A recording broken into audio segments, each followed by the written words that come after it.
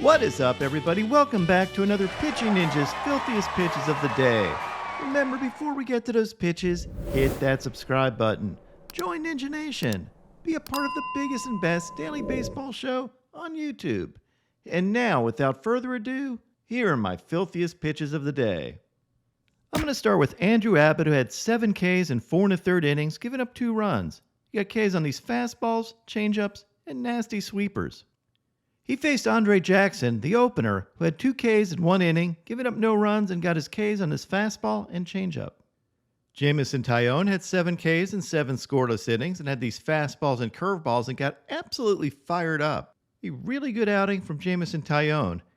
Tyone faced off against Noah Davis, who had 4 Ks in 5 innings, giving up 3 runs and had this 2-seamer and cutter.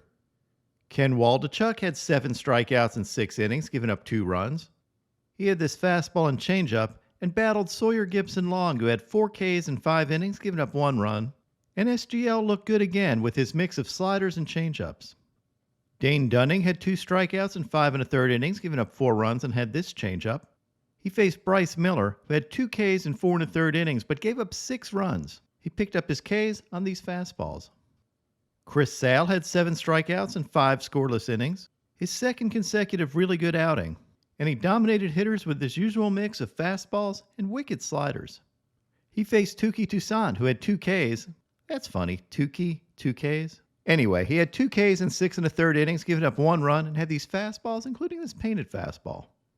Chris Bassitt had 8 strikeouts in 6 2/3 innings, giving up 2 runs. Bassitt had these beautiful slow curveballs / sweepers. Sometimes he drops his arm a little bit, and they tend to sweep. And he also had this elevated cutter and painted fastballs. He faced Tyler Glasnow, who really didn't have as good a stuff as usual. He did have 7 strikeouts in 5 1/3 innings, giving up 4 runs and 4 walks. Glasnow had these fastballs, including this painted fastball, as well as these curveballs. It seemed like his curveball drop was a little less than usual. Glasnow did make a nice play on this comebacker. And here's an overlay of Glasnow's fastball and curveball. This was one of his better curveballs yesterday. And you can see when Glasnow's curveball is breaking well, it spells doom for hitters because of how he tunnels it with his fastball. Tyler McGill had 6 Ks in 6 innings, giving up 3 runs, and had this fastball, changeups, and slider. He faced Ty Walker, who had 4 Ks in 6 innings, giving up 2 runs, and had this splitter. Dean Kramer picked up 3 strikeouts in 3 1/3 innings, giving up 3 earned runs. He had Ks on this fastball and changeup, and he battled Shane Bieber, who made his first start since coming off the IL. And Bieber struggled a little bit. He did pick up 5 Ks in 5 innings, but gave up 4 earned runs. He did pick up Ks on his fastballs as well as his curveballs and got a sword. Sean Manaea had 2 Ks in 7 scoreless innings, giving up 3 hits and got his Ks on this fastball and slider. Charlie Morton had only 1 strikeout in 1 inning of work. He got a strikeout on this knuckle curve, but then had to leave the game due to a hurt index finger. Hopefully it's not too bad, because Max Fried is also dealing with a blister on his finger. And this really thins out the Braves' rotation. Although with their offense, they could throw Stephen A. Smith out there and probably win. Corbin Burnes had 6 strikeouts in 5 innings, giving up 2 hits and no runs. He picked up most of his Ks on these cutters and got a sword. And after a pretty terrible start to the season, Burnes is now 6th in the NL in ERA at 3.46. Pablo Lopez had 7 strikeouts in 6 innings, giving up 3 runs. He picked up his Ks on his fastballs, changeups, and wicked sweepers. And here's an overlay of his changeup and sweeper. And you can see how he can start them right down the middle of the plate, and then they end up on 2 different sides of the plate. A filthy combination. He faced off against Jose Suarez, who had 3 Ks in 1 2/3 innings, gave up 1 run, and had this nasty slider. Luke Weaver had 3 strikeouts in 5 1/3 scoreless innings and got his Ks on these fastballs. He faced Brandon Pfaadt, who had 8 strikeouts in 4 1/3 innings, but gave up 5 earned runs. I thought his stuff looked pretty good, though, with these fastballs, changeups, and 6 sweepers. Framber Valdez had 10 strikeouts in 5 1/3 innings, but gave up 6 runs. Framber had these filthy changeups, cutters, and curveballs, and I thought he pitched much better than his 6 runs indicated. He battled Cole Reagans, who had 5 strikeouts in 6 innings, giving up 2 runs. Reagans had these overpowering fastballs up to 99 miles an hour, and this filthy curveball.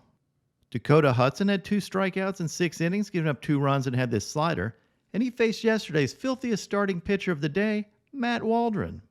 I did not go into yesterday's slate thinking Matt Waldron would be the filthiest pitcher of the day, but here we are. Waldron had these fastballs and cutters, and then mixed in some gorgeous knuckleballs. They're almost too pretty to hit. And you can imagine being a hitter having to face Waldron's other stuff, and then having those knuckleballs sprinkled in. Well, it's going to be a long day.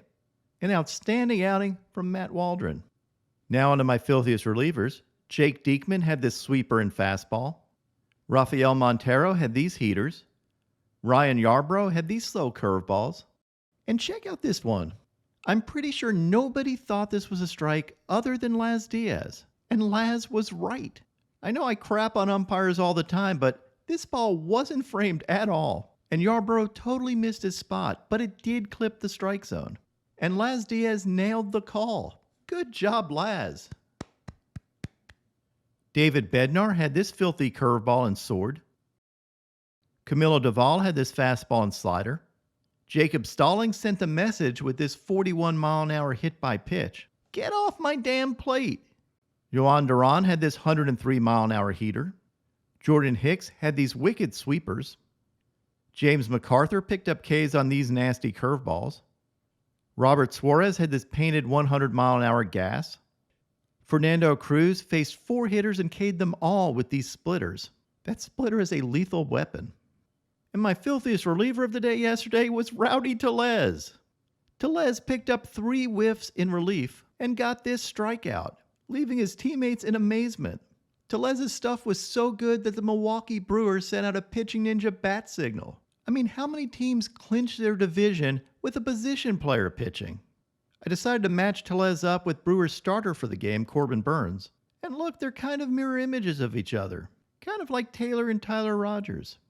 Okay, maybe they don't look anything alike, but they are both throwing baseballs in Milwaukee Brewers uniforms and have gloves. So hey, that's something. Silent candidate now, so. And now my pitching ninja moment of zen. It's the Markham Madman. Jonah Romano's the only closer who celebrates closing out a game with some fava beans and a nice Chianti. I ate his liver with some fava beans and a nice Chianti.